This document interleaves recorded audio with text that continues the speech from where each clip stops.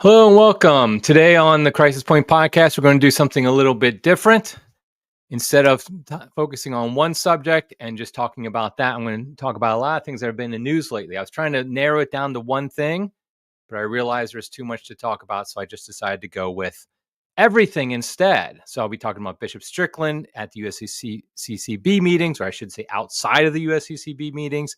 Talk about RFK being appointed to head the HHS.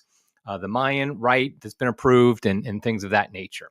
Before we get started, I just want to encourage people to smash that like button, subscribe to the channel, let other people know about it. We really appreciate everybody who has subscribed, but don't bother hitting the notification button because you have a life outside the internet. You don't need YouTube telling you what to watch. You know to come and watch the Crisis Point podcast no matter what. Also, you can follow us on social media at Crisis Mag. At all the major social media outlets. We are not on Blue Sky, though, because that seems to be just a pit of hell, like a level of hell, from what I understand. I haven't even tried it. For those who don't know what Blue Sky is, it's like the liberal attempt to recreate X or Twitter. But I heard like everybody reports everybody else for violating terms of service. And so like everybody gets canceled. You can also subscribe to our email newsletter. Just go to crisismagazine.com. and put in your email address, and we will send you our articles each morning, usually 2 articles a day, right to your inbox. Okay, so why don't we go ahead and get started here? First, let me go ahead and I might have some technical issues. I already screwed up at the beginning with the intro, but I might have some technical issues because I'm doing things a little bit differently. But bear with me. This is a very small operation here at Crisis in the sense that we do a lot with a very limited budget.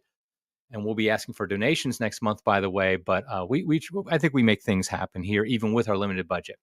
Okay, the first thing I want to talk about is that Bishop Strickland confronts the USCCB. So last week was the annual USCCB meeting in Baltimore. And Bishop Strickland, who is no longer the Bishop of Tyler, Texas, I assume was not invited to come, or at least he did not go to the actual meetings. Instead, he went outside of the meetings. And he made a statement. He prayed in front of the building. He also made a statement that was pretty controversial. We had Kevin Wells, one of our best writers. He wrote an article about it last week at Crisis Magazine. It's called "A Prophet Among Bishops." And basically the crux of Bishop Strickland's letter that he read out was to call his fellow bishops to task for not calling out the shenanigans going on at the Vatican, particularly the Synod on Synodality. At one point, Strickland said, "Almost all of you, my brothers, stood by silently watching as the Synod on Synodality took place, an abomination constructed not to guard the deposit of faith, but to dismantle it. And yet few were the cries heard from you, men who should be willing to die for Christ and his church." I mean, this is pretty hardcore. I mean, he literally called the Synod on Synodality an abomination.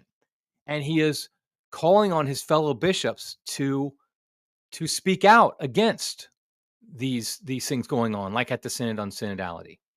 Now, the question is, what will happen to Bishop Strickland if he continues to do this, or even for just doing this? He's already been removed from his diocese. Obviously, the next step would be laicization, where he's removed from being a bishop. You cannot remove, just for those who are technically wondering, you cannot remove like the priesthood from somebody. They're priest forever, likewise as a bishop. But you can say they're no longer, you can laicize them. It means they're not able to minister as a bishop or as a priest. And so that could happen, theoretically. It doesn't mean he's wrong. I mean, essentially, most ways said I would agree with wholeheartedly that we do need bishops speaking out whenever error occurs in the church, no matter who is saying it.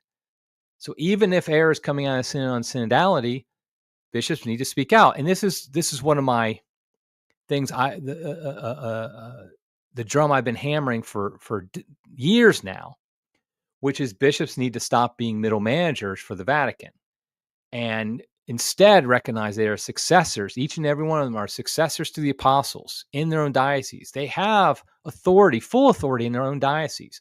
And so they should be caring only about the souls in their diocese and getting them to heaven. And so if something is keeping their soul, the souls in their diocese from heaven, or preventing them from growing in holiness, they should speak out against it. And that's what Bishop Strickland's saying. Now, so I'm saying very clearly that I agree with Bishop Strickland sincerely in his concern that bishops aren't putting the salvation of souls, particularly the souls in their own diocese, as their primary obligation, their primary duty, their primary responsibility. Instead, it's more of a career move. Like, okay, I'm just going to make sure I keep my head down and not get in trouble. Now, I know some bishops do that in the sense of, well, I can care for the souls in my diocese best if I do that. Okay, I can understand the argument, whereas I might not agree with it. I can understand it. But I honestly think that what bishops need to do is they do need to speak out more in these situations. All that being said, I am worried about Bishop Strickland. He's a holy man. He's a good man. I've met him myself. I've talked to him numerous times. I think he's a true shepherd who cares about Jesus. My concern is that by the church ostracizing him, church leaders ostracizing him, basically sending him to the peripheries, to use that term, I worry that he might become radicalized in a negative sense. I'm thinking of Archbishop Vigano in this sense. I think that's what happened to Vigano. If you look at Vigano, he had a lot of good things that he said, but the more he was pushed out, the more he got radicalized, and I think then went over the line that you need to stay on this side of. He went over it in denying that Francis is the Pope and some other things he said. And I have a whole podcast on that you can go find and look at my concerns with my objections to Archbishop Vigano. I pray and hope that Strickland does not go down that path. I think it's good that he's standing very strong, that he is speaking clearly, but I worry that he will go down the path of ending up throwing out the baby with the bathwater, of rejecting Francis's papacy. He's made very clear, by the way, that he does not do that, that he accepts Francis as Pope, but so did Vigano for a while. And so I think we should pray for Bishop Strickland that he continues to be a good shepherd and a bold shepherd, but also he keeps the straight and narrow. I mean, that's the thing. I've said this often, that Catholics can go astray on either side. We're walking a tightrope here. On the one side is the progressivism that dominates our church and is the real evil in our church today. But it is possible to fall away on the other side and basically reject the promises of Christ by rejecting the bishops, the magisterium, when it teaches, when it basically says, okay, the bishop the cardinal, College of Cardinals says this is the Pope, things of that nature.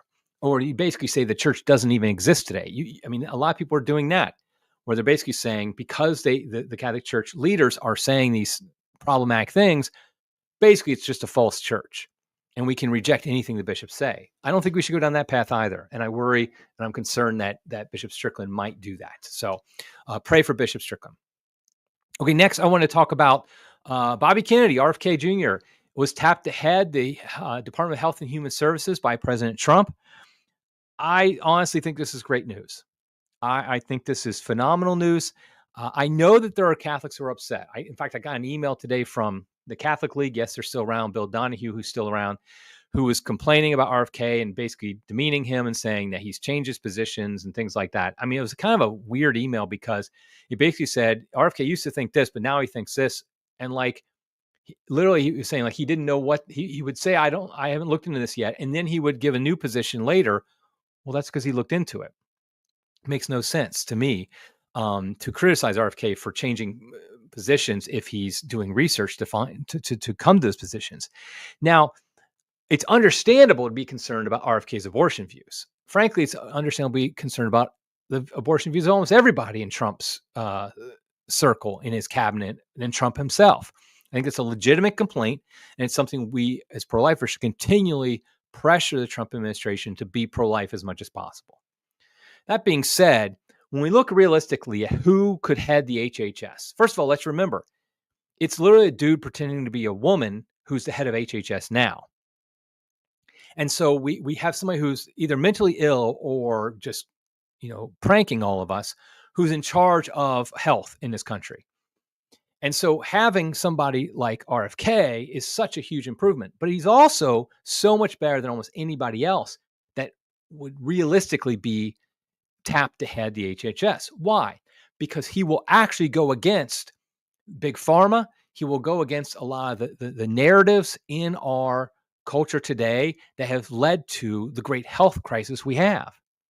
Now, I know some people don't really recognize the health crisis we're in. They don't really think it's that big a deal. That I think it's because they don't really look into it. That we have such a huge obesity rate, that we have, all these vaccines we pump into our kids. I think it's like 70 some vaccines on the vaccine schedule now, that we have so much increase in autism and diabetes, all these things. The idea that we shouldn't look into some maybe controversial views on how we can stop these things is just silly, because obviously what we've been doing doesn't work. It's been causing a great health crisis in our country. And I do think our physical health is tied to our spiritual health. People who have physical health issues, particularly when it comes to like obesity and diabetes, things that lead to brain fog and lethargy and things like that, can impact our spiritual lives. And I think I've talked about that in the past. So I think I think as Catholics, we should be happy that RFK is going to head the HHS. I think that honestly, we need to realize what a big deal this is, how radical this is. I mean, just a year ago, RFK was laughed at by all of society. Maybe 2 years ago, he was the anti-vax guy. He was a crazy guy. He was saying things like Wi-Fi affects, your brains or whatever. Now he is, and he's a Kennedy. Now he is appointed by a Republican president to head Health and Human Services. And I think, we were implementing useless vaccine and mask mandates just a couple years ago.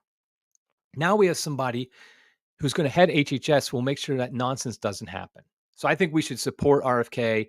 And obviously, if he does something that's pro-abortion, we should oppose that. But I think this is a big deal for our country and great news. Okay, next news story I want to talk about is the Mayan Rite has been approved. So there's a news story that, like in Mexico, there's been talk about this for a few years. It's been called, there's this rite of, it's basically a form of the Novus Ordo. By the way, there's a whole debate about what it means when you say rite, form, things like that. I just think often we use these interchangeably. The point is that there's going to be a modified form of the Novus Ordo in use in Mexico, and people are calling it the Mayan Rite. And it basically takes certain aspects of Mexican culture and puts it into the Mass. And so 3 of the things that I've seen that are going to be included are ritual dances. So there'll be like a ritual dance that members of the congregation, maybe the whole congregation, are involved in during the liturgy, during the Mass. There will be women performing the ministry of incense bearers in Mass instead of the priest. So they will be incensing potentially the altar and things of that nature, women instead of the priest. Also, there will be men and women leading some parts of the Mass as the principals. So instead of the priest, a man or a woman might lead, a lay person might lead parts of it. Now, this has understandably got a lot of Catholics concerned and even upset, and I'm with them. I think it's obvious that, things like having women in priestly roles, even if you don't want to call it a priest, is always a bad thing. Because the only people who can be priests are men. Christ himself made it like that. And yes, you can try to skirt around it by giving these kind of alternative things to say it's not a priest doing it, whatever. But we all know what the purpose is. It's all pointing towards let's have women priests, which is not going to happen. So I think these are bad things when, for example, you have women doing the incense around the altar, because I don't care what the culture is. If women typically do this in your culture in other contexts, the fact is in Catholicism, only men do it. In fact, not just any man. I can't do it. Only priests do it. You have a server who's the third for who might incense a few things, but incensing the altar, for example, is the priest who does that. And so this is another thing that confuses the role of the priest, and it also confuses the role of men and women in the liturgy. And so it's a bad thing. There's no question about that. I feel like, though, that the real problem is deeper than just simply saying that, okay, there's some things about this mass that are a little bit off and not done in the traditional manner. I think, honestly, the whole attitude, the whole approach to this is wrong because it doesn't understand the liturgy and how it develops and how it grows. The reality is that the Roman Rite and the other venerable rites of the church, so for example, the Dominican Rite, the Eastern rites, things like that, they develop organically over time, and they do take in aspects of a culture over time. But here's the fact: for the venerable ancient rites of the church, for example, the Roman Rite, the Eastern rites, most of this happened in the first few centuries of the church. And then it became stabilized where changes were not made very often. And there's reasons for this. Pierre Kwasniewski's written about this before. That essentially the structure and the form of the mass becomes relatively set with only minor changes here and there over time. And that is the way the church has done it for over 1,000 years. And it allows us to remember that we're not the creators of the liturgy. Man does not fiddle with and create and change the liturgy. The liturgy, we don't form the liturgy forms us. And so this idea that basically, let's be honest, it came up after Vatican II when they instituted the Novus Ordo, because basically it was like, okay, we can just completely reshape it however we want and do a complete change overnight, which is what the Novus Ordo essentially was. Yeah, the structure stays the same, but almost every aspect of the Mass was changed overnight by a committee in Rome. That in and of itself is not the way the liturgy had been treated for 2,000 years. And so this Mayan Rite is just another example of this, where let's have some church officials fiddle with it and make changes that we'll say is enculturation, but really it's like we want to have certain things happen, so we're just going to do it. And so I really think that this is not a proper way to look at the liturgy. And I know some people argue this is enculturation. We're baptizing pagan things. And yes, it is true. In the past, the church does baptize pagan things at times in the liturgy, in fact. However, it seems to me this is more a matter of paganizing baptized things. A baptizing meaning the liturgy. We're going to paganize it by adding pagan elements to it. Why do we feel like it's necessary? I mean, let's just use the example of the woman incensing the altar. What is the purpose of that? What is the purpose for evangelization, bringing people to the gospel, of helping people draw closer to Christ? How does it do that? Is it because they're used to seeing women at the altar, at pagan altars?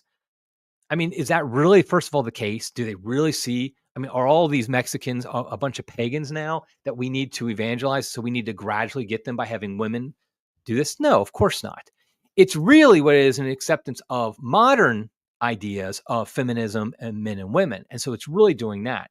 It's not helping anybody. Instead, we need to do the real work of educating, catechizing, and evangelizing people to understand the roles of men and women, why only men can be priests, and things of that nature, and what the liturgy is. Instead, we do all these little changes to the liturgy, thinking, oh, this will basically, I don't know, bring people to Christ.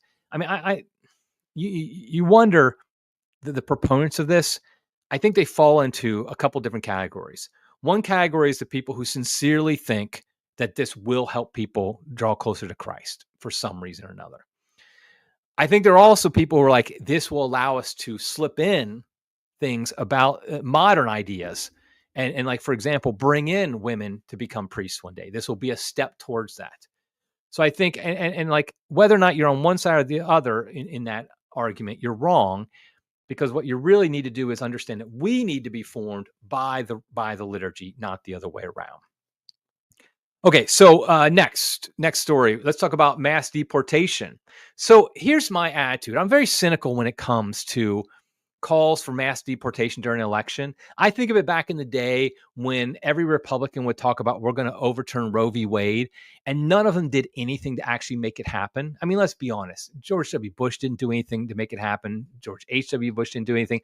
Almost no senator or congressman did anything for years. It wasn't until Trump came in and appointed some good Supreme Court justices that it actually happened. I think, honestly, when it happened, then a lot of Republicans were like, oh, shoot, now we might have to actually do something on abortion. I feel like mass deportation is a similar thing. Republicans for years will talk about having a mass deportation if they're elected. And then literally the day after election, it's forgotten. And there's no effort whatsoever. However, it looks like it's possible there might be an attempt this time. First of all, the border czar that was appointed by Trump, what's his name? Tom Homan, I think it is. Yeah, Tom Homan. He seems hardline. I mean, he seems like he really wants to deport people and really make it happen. And not just on the edges, but deport large numbers of illegal immigrants back to their country of origin. Also, just this weekend, Trump tweeted out, or social media, True Social, whatever, that when somebody said that Trump wants to use the military to institute mass deportations, he said true, which of course left a lot of people going crazy, triggered all the liberals. But so it looks like it might actually happen. There might actually be significant numbers of deportations when Trump takes office. Now, I personally still think it won't be massive. I don't think it'll be a mass deportation. I just don't think practically it can happen. I think it'd be too many difficulties in it happening. I think the more likely scenario is that they will focus on real criminals, like serious criminals who are here illegally, sending them back, which I think is a great thing, by the way. I think they should do that.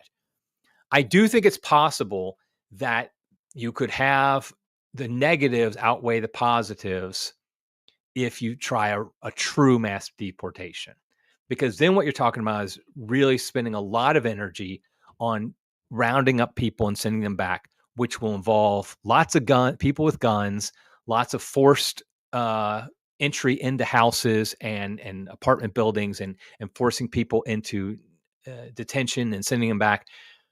And you'll see on the news every night, which will have less impact because the news doesn't have as much impact as it used to. You'll see kids being rounded up with their moms and, all these sob stories. I honestly don't think America has the will to do that. I think if they tried, it would backfire and actually would turn people against the Trump administration.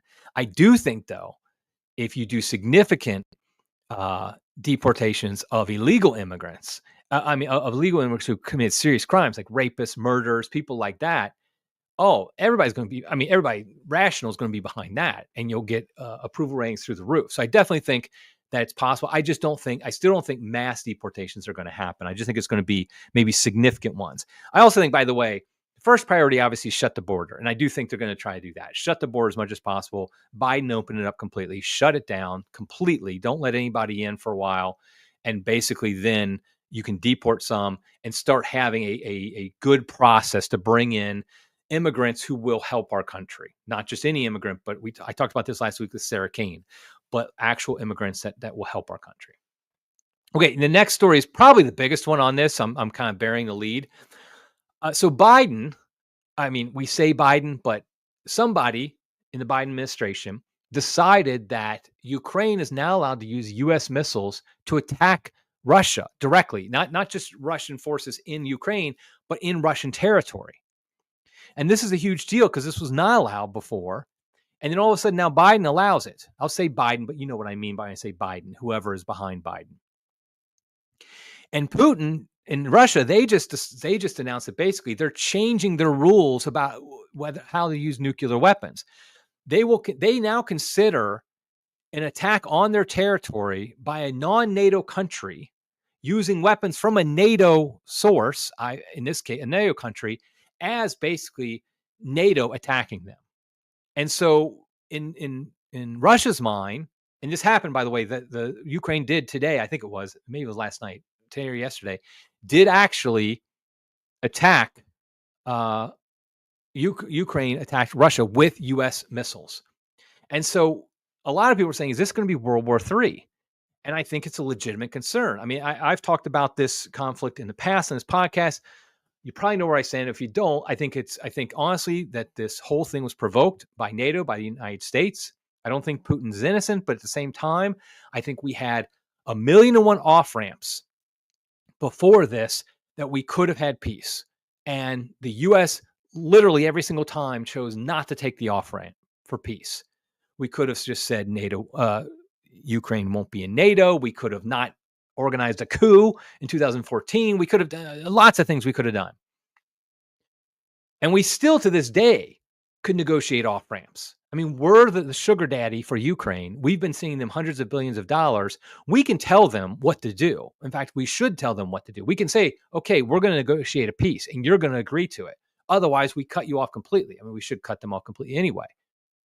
So do I think, though, we're going to have a nuclear war? I don't think so. And here's the reason why. I mean, not right now, at least. I think Putin knows Trump's coming in soon. I don't think he would risk a nuclear war just because Biden does something as a lame duck when he knows Trump's coming in. And Trump's going to be much more likely to negotiate a peace, and one that will make both Ukraine and Russia both happy and upset, which is that means it's a good negotiated peace if both sides aren't completely happy or aren't completely upset as well.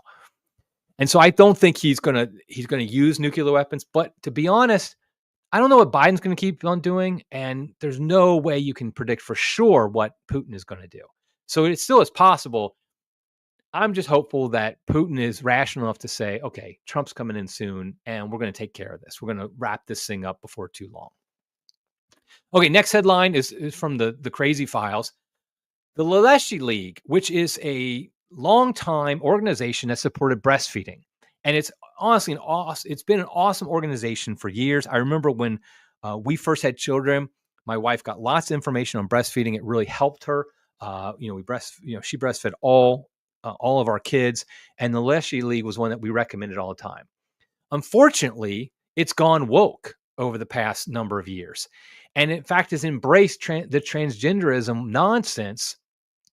And now they support chest feeding, which is their term for basically men trying to breastfeed people. I didn't even want to look into biologically if that's possible, because it's just so crazy. But this is what the Leche League has started to embrace. And so one of the founders, Marian Thompson, she resigned from the board of directors because she's the founder. She said, I'm not going to embrace this craziness. And so this is just an example. I bring this up because Leche League is a great organization, has been in the past. Now it's terrible. When you go woke, it's going to destroy you. I mean, any organization that goes woke, they will eventually destroy themselves. And this is what's happening. My hope is that somebody will start up a new organization, breastfeeding organization. Maybe there already is one that will be a alternative to the Leche League, which has gone woke and cannot be supported by any Catholic. Anybody who thinks that men can breastfeed babies is an abusive person, potentially mentally ill, and definitely not Catholic. Okay, next story. Will DOGE cut government, the Department of Government Efficiency? So we got Elon and Vivek in charge of the Department of Government Efficiency, which is nicknamed DOGE, which is a funny joke for those who understand it. And so they're talking about slashing and burning a lot of government. Will this actually happen? That's the question. I think the answer is not as much as some of us hope. I mean, my honest opinion is I would love to see the federal government reduced to about 5% of its current size. And then we start doing the real cuts. No, like really cut 95% of it. That's not going to happen. And let's be honest, they're not going to touch the Pentagon. They're not going to touch the military industrial complex. I don't think that's going to be touched. I mean, there might be some cosmetic changes, but that's not really going to be changed. But will they make some changes? I think they will. I don't think it will be anywhere deep and as massive as we hope. Some of us hope at least. But I think they'll make some more changes in the past. I mean, I saw somebody say this on X, was if they simply stop the growth of government, that would be huge. Because remember, every year the government expands. And when they talk about reducing the size of government, what they're saying is reducing the size of the expansion of government. So instead of expanding by 5% each year, they expand by 4%. And they call that a reduction. It's still getting 4% bigger. But my hope is that it will actually shrink in size. There will be an actual shrinkage of the government in size. I think what they should do is start off with like one department and gut it a lot. A department nobody cares about, or there's a political will behind it. Like close the Department of Education or something like that. And I think what's going to happen, though, the reason I think that something will happen, because remember, Republicans have been talking about slashing the size of government for decades. And it's just like the promise of mass deportations. The day after the election, you forget about it until the next election cycle. The reason I think this is going to happen, because two reasons. Number one, Elon is behind it, and he is really behind it. Like he is promoting it and giving it PR, and that's making the people behind it. I mean, he's so influential that we actually see now a real political will to make it happen. The second is Vivek Ramaswamy actually knows how to do it. He's got ideas of what needs to be done to actually reduce the size of government and to really, and around all the legal problems that would inevitably come up if you tried to reduce the size of government. So I do think that the culture shifting to demand a real change here, I think will make something happen. In fact, if they drop the ball here, though, I don't know if it could ever happen, because I don't think I've ever seen in my lifetime, at least, a true desire among the American people to actually slash government.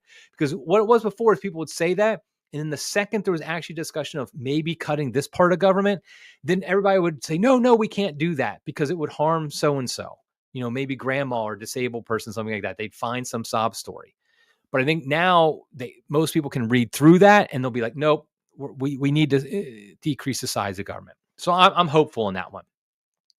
Okay, next story. Pope Francis, believe it or not, said something controversial. I know that's hard to believe.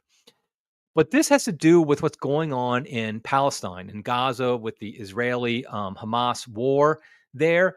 In a new book that's coming out, I believe, this week, he endorsed the idea of investigating whether or not what's going on in Gaza is a genocide. Now, for those who aren't aware of this, there are legal definitions in international law about what is a genocide.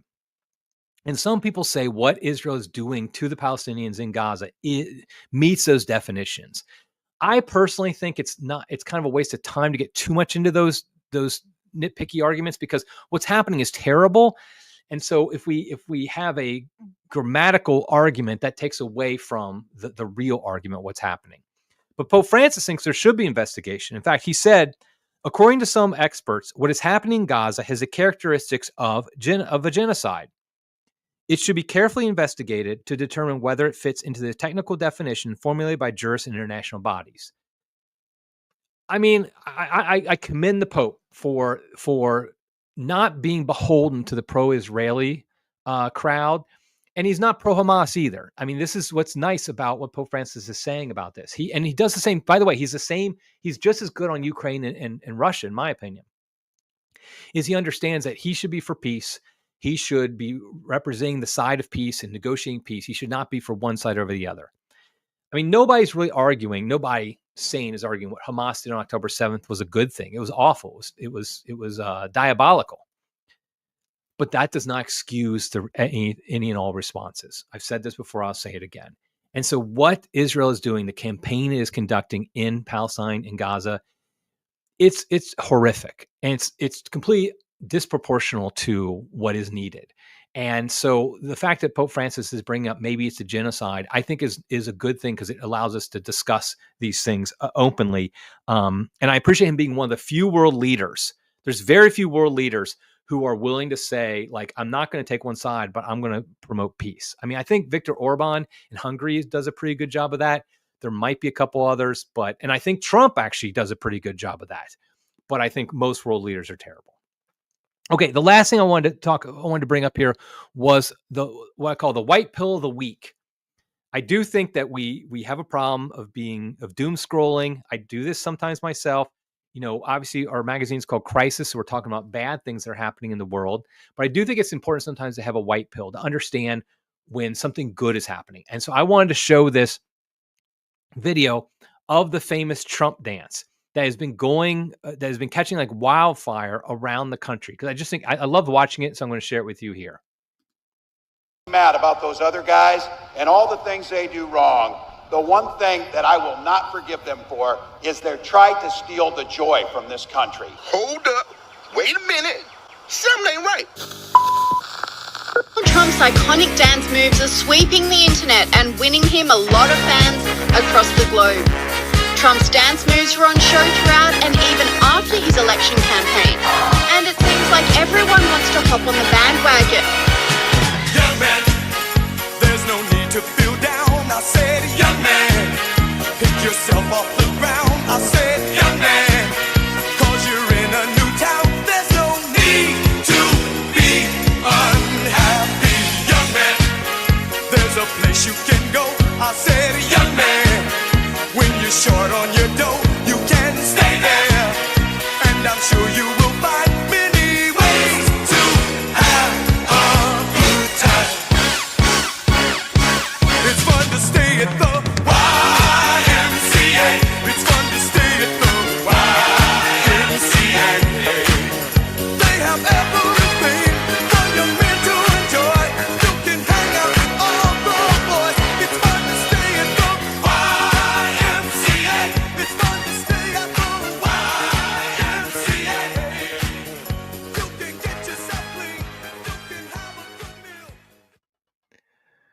Okay, so everybody got to see my Trump dance. That's the best thing about the Trump dance is anybody can do it. Even an old white guy like me can do it.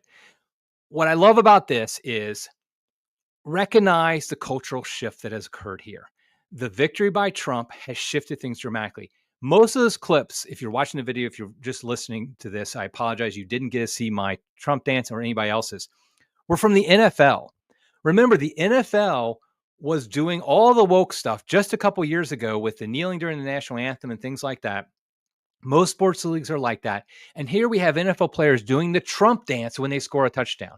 And there was also other, I mean, it's around the world. There's like the Greek, somebody from Greece, a newscaster was doing it. And I think we need to recognize what a white pill this is, because what it does is it really does, it really shows that people got tired of the constant nagging, the constant cancellation, the constant like, oh, you can't actually support Trump. You can't be conservative. You can't be against transgender, whatever, because we will shut you down. And finally, people had enough and they said, no, we're tired of this.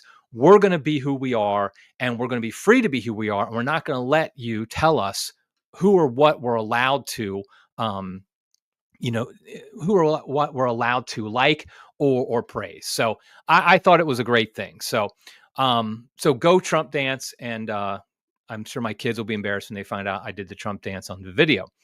Okay, let's wrap this up with some comments and questions. I forgot to mention at the beginning, if you're part of the live chat, I really like it if you would go ahead and comment and chat, and I'll try to bring it up as much as possible. So, okay, so the first question is from Bolofus. W and H.W. Bush both appointed Supreme Court justices who overturned Roe just like Trump. I'm not fans of them for other reasons, but let's give them credit where it's due. Thank you. You were right.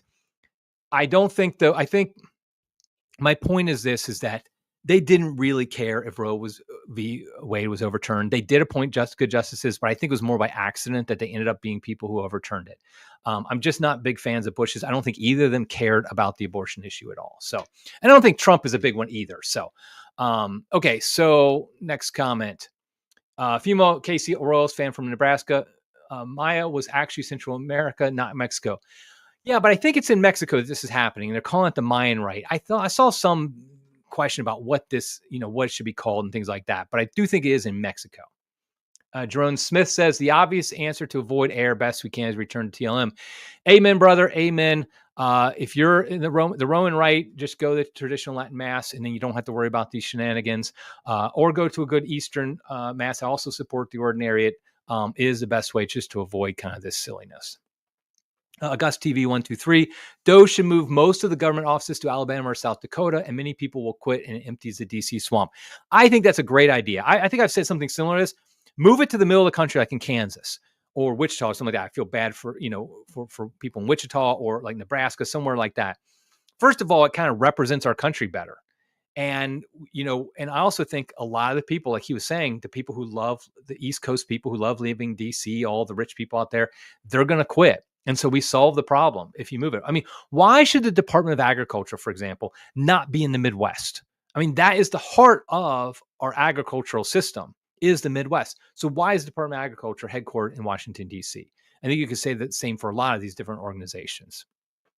Okay, I guess TV 123 also says, the best USMNT player did this dance after scoring a goal last night. As woke as us, soccer has become, it was funny to see. Yeah, that's the funny thing is, we saw it in football games. We saw it in college and NFL football games. I saw it in soccer games. Saw it on like TV stations.